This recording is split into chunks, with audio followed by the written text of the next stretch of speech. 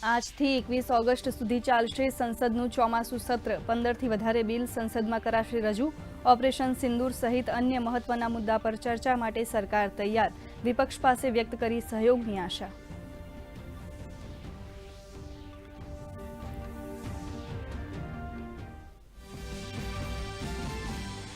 દેશના 10 મોટા શહેરો સુધી હિંડન ટર્મિનલથી સીધી હવાઈ સેવા શરૂ। નાગરિક ઉડ્ડયન મંત્રીએ કહ્યું, દિલ્હીનું બેકબોન એરપોર્ટ બનશે હિંડન ટર્મિનલ। પશ્ચિમી ઉત્તર પ્રદેશ માટે પણ ખુલશે વિકાસના નવા દ્વાર।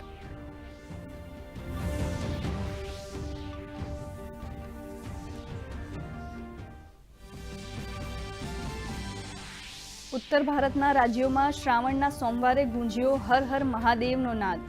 મંદિરોમાં જળાભિષેક અને રુદ્રાભિષેકથી થઈ રહી છે ભગવાન ભોળાનાથની વિશેષ પ્રાર્થના। દર્શન માટે ભક્તોની મોટી ભીડ।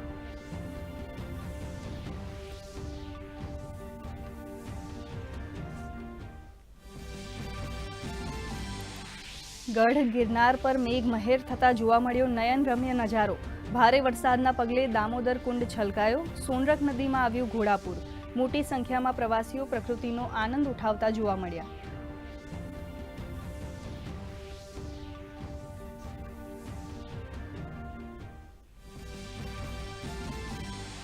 અમદાવાદ સહિત રાજ્યના અનેક શહેરોમાં વહેલી સવારથી જ ધીમી ધારે વરસાદ, તો છેલ્લા 24 કલાકમાં 141 તાલુકામાં વરસ્યો વરસાદ। સૌથી વધુ જૂનાગઢના માંગરોળમાં વરસ્યો 4 ઇંચ વરસાદ, તો જોડિયા, જૂનાગઢ, વાપી સહિત દક્ષિણ અને સૌરાષ્ટ્રના તાલુકાઓમાં મુશળધાર વરસાદ।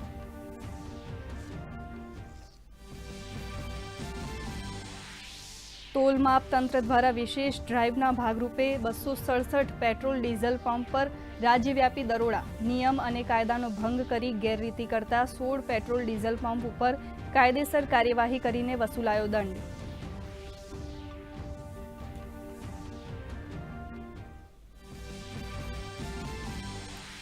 ઈરાન અને 3 યુરોપિયન દેશો ઇસ્તાંબુલમાં કરશે પરમાણુ વાર્તા। ઈરાને જૂના કરારથી પરત ફરવાનો કર્યો ઇનકાર। નિષ્પક્ષીય પરમાણુ કરાર પર આપ્યો ભાર।